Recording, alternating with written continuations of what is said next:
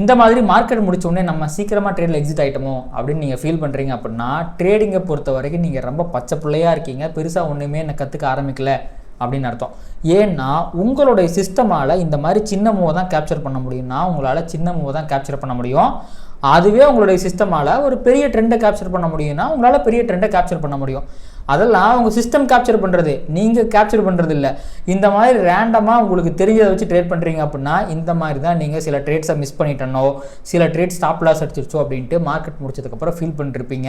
அதனால் எந்த பயனும் கிடையாது. ஸோ ஒரு சிஸ்டமை முதல்ல க்ரியேட் பண்ணி அதில் ட்ரேட் பண்ண ஆரம்பிங்க. அதாவது கோடு போட்டு ட்ரேட் பண்ண ஆரம்பிங்க. கண்டிப்பாக உங்களுக்கு பெட்டர் ரிசல்ட்ஸ் கிடைக்கும்.